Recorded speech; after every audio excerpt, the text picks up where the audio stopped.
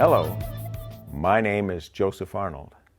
For more than 35 years, I have had the privilege of practicing as a doctor of chiropractic in and being the director of the Strength for Life Health and Fitness Center located in Easthampton, Massachusetts. Today, thanks to the professional staff here at the Easthampton Media Center, we present episode 3 of the Abdominal Strength for Life program. That is the advanced level of exercises for a leaner, stronger core. Before we begin, however, I would like to make several very important points. First, a disclaimer. The exercises presented in this demonstration are general in nature, that is, not for any one particular individual. Before you begin any exercise program, especially a new program, you should consult with a health professional who is experienced in and knowledgeable of exercise health care. Therefore, we assume no liability for the personal use of these exercises without such professional advice. The second point I would like to make is that these exercises are at the advanced level. Before you try these, you should master levels 1 and 2. Fortunately, the Easthampton Media Center has produced the beginning and intermediate levels of training in episodes 1 and 2. Those episodes are available on our website, strengthforlife.com, under videocasts. The third point I would like to make is that although leaner is a subtitle of this program, as in leaner, stronger core, what we eat is far more important than the exercises we perform. Earlier this year, Morgan James Publishing of New York released my latest book, American Diet Revolution, in which we detail many of the important concepts that we must all address in eating not only to become leaner, but healthier as well. That book is also available on our website, strengthforlife.com, under books. In addition, the book Abdominal Strength for Life, in which I detail all of the subjects for episodes 1 and 2 of this program, are available there as well.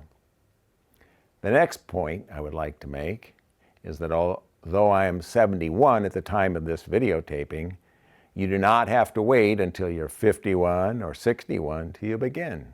As a matter of fact, even if you're only 21 or 31 or 41, you're not too young to begin these exercises.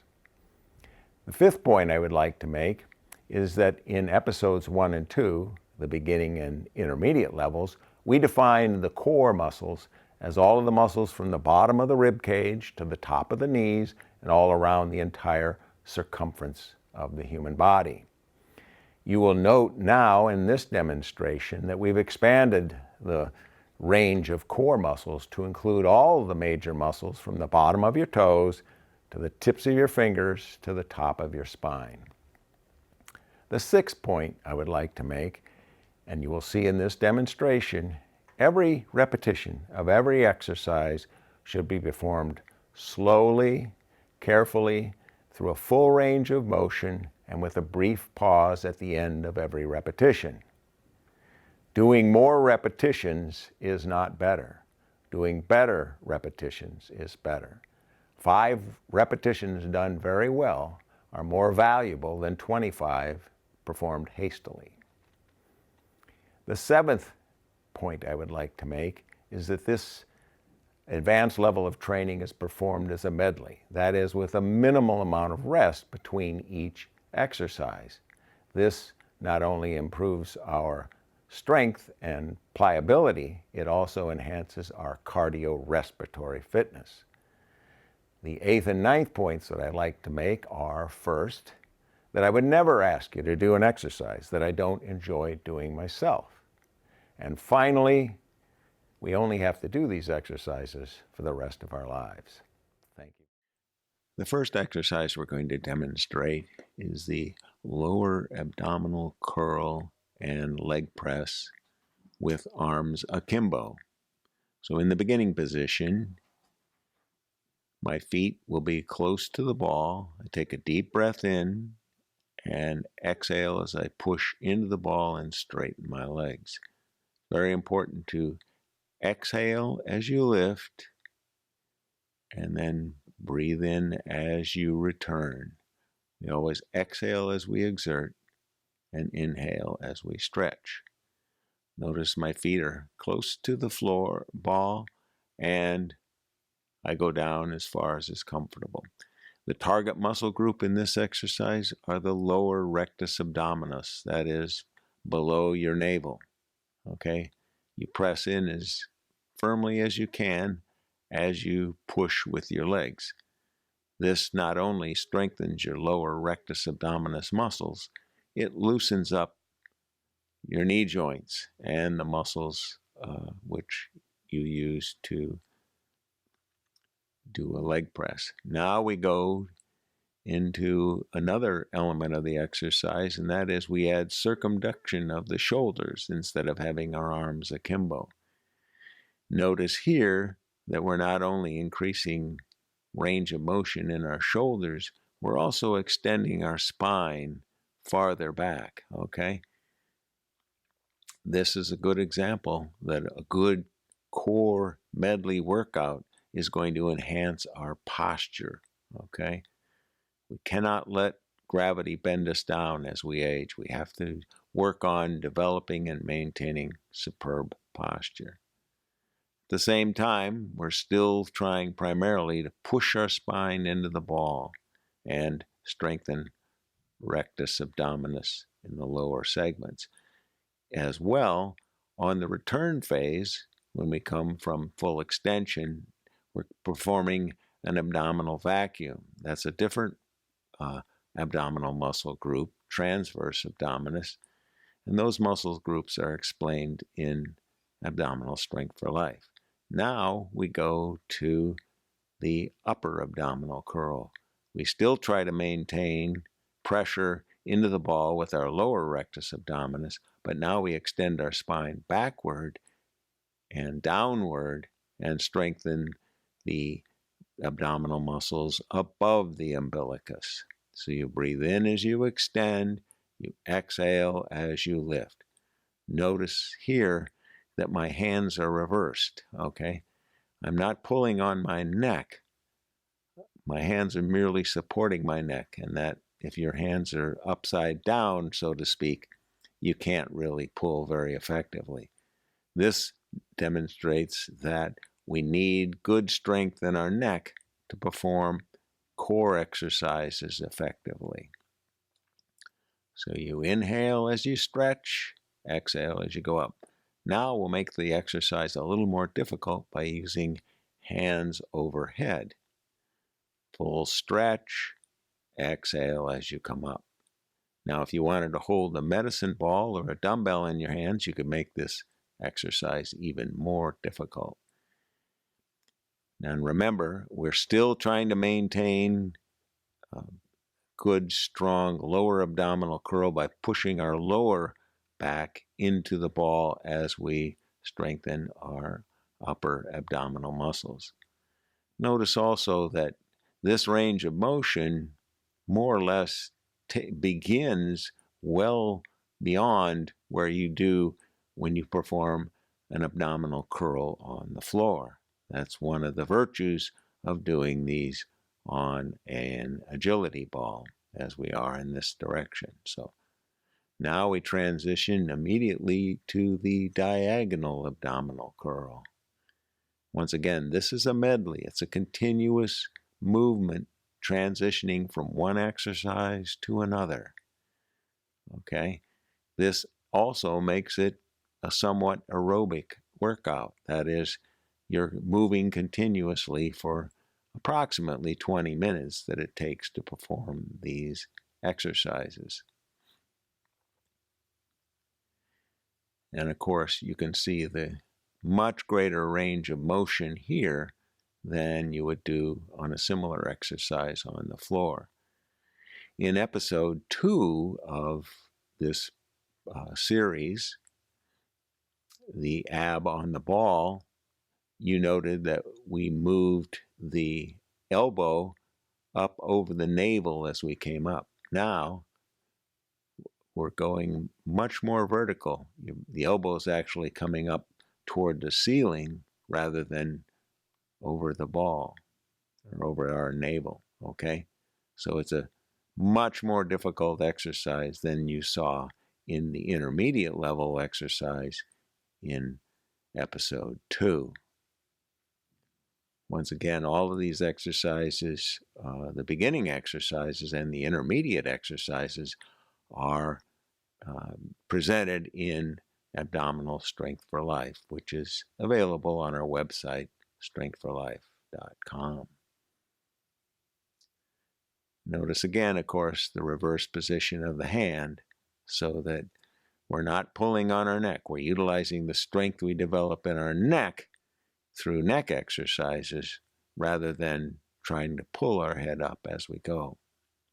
The hand is placed on the floor to keep the ball from rolling. It's not assisting in the exercise. In all abdominal and core exercises on the floor, or most of them anyway, we try not to have the ball roll or move very much. Now we transition into the next exercise, which is the reversely rotating side jackknife on the agility ball with external rotation of the hip. Remember, of course, that all the muscles of the hip are core muscles as well. Okay? The core muscles, as presented in episode 2 of this series, I defined as everything from the bottom of your rib cage to the top of your knees and all the way around the entire circumference of the body. Well, this exercise certainly demonstrates that. Again, notice the reverse position of the hand behind the neck, and also that the ball moves very little. But you can see there's a wide range of motion in the hip muscles in this exercise. Now we'll demonstrate it on the other side.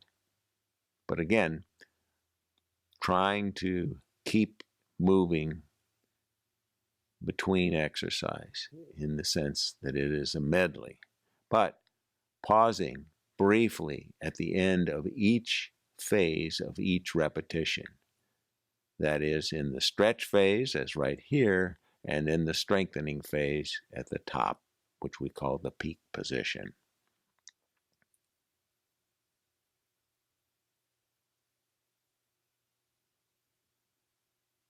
So each time as you come down, you stretch just briefly and then strengthen. Stretch, strengthen. Same for every exercise in strength training. Exhale as you strengthen, inhale as you stretch. Your rate of movement is synchronous with your rate of breathing. So you don't have to count how long it takes to do an exercise. Now we're going to demonstrate the DNA forwardly rotating side jackknife with external rotation of the hip. Notice here that we have even greater range of motion than we had in the previous exercise, but we're rotating our torso forward as we're externally rotating our hip outward. Slight pause at each end. Inhale, exhale. Again, the hand on the floor just keeps the ball from rolling. It's just a stability factor. It's not involved in actually performing the exercise other than for stability purposes.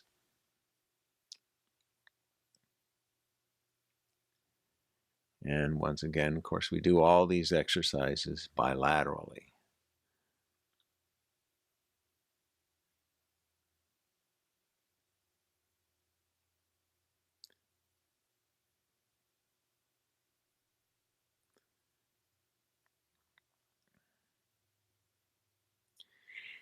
This medley is an excellent sequence by which to warm up for any athletic contest before a strength training workout, or even before or after a long walk. It induces not just strength, but flexibility. Believe me, at the time you finish this medley, which takes about 20 minutes, you are going to be well warmed up to perform any physical activity, even building a stone wall. Now we transition into the next exercise, which is called the pointer with whole body flexion and extension. So here, you notice we curl up and then extend the body.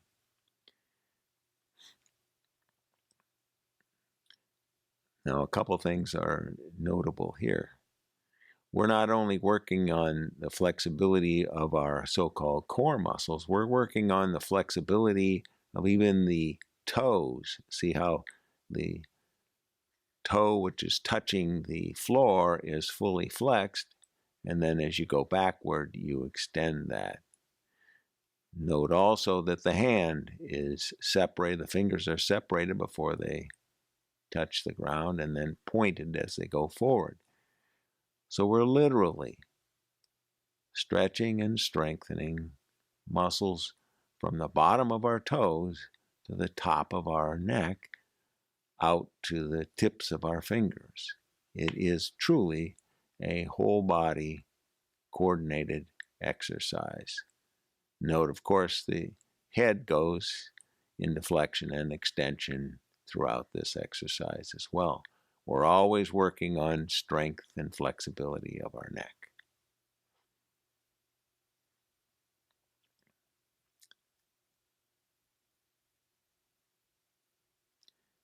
Once again, notice a slight hesitation, a slight pause at each end of each phase of every exercise.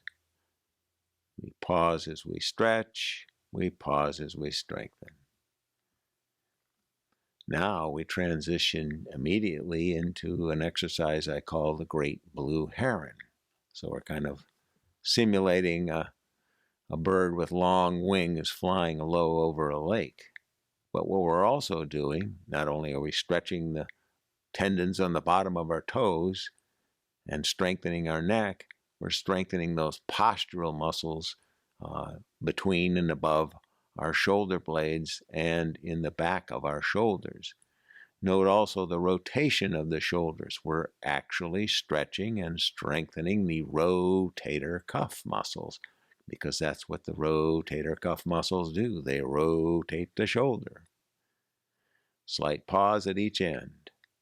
And now we transition into the next two exercises, the first of which is called inchworm or caterpillar. So we extend the spine and then we flex the spine. Here, you have to concentrate to use your abdominal muscles to pull your knees forward. You'll actually feel even the muscles in the front of your shins, your tibialis anterior muscles, feel warmed up from doing this particular exercise. Now we transition from the caterpillar, we keep our legs straight, and we move into what's called drawbridge. And here we're flexing the torso with the legs straight.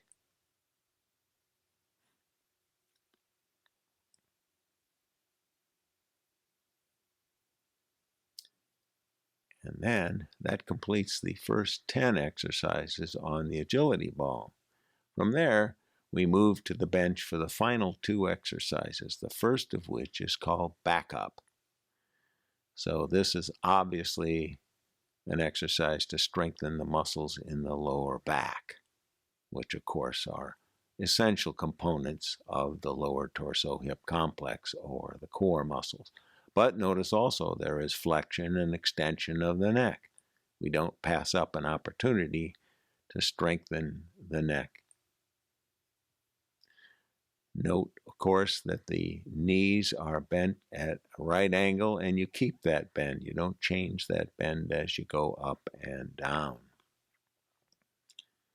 This is an excellent exercise to build strength in your lower back. Although if you have a lower back condition, this is not an exercise you want to try immediately.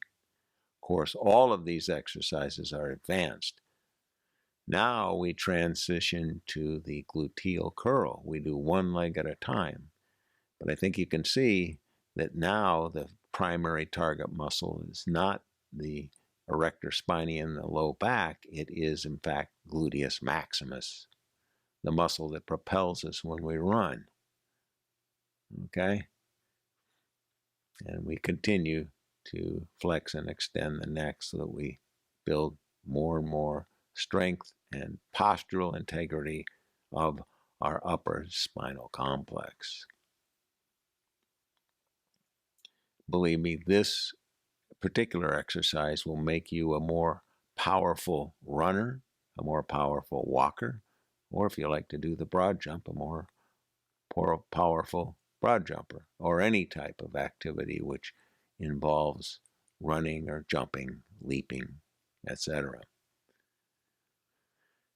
So, to conclude, this is the final phase of Abdominal Medley number 3, the Advanced Strength for Life Abdominal Program.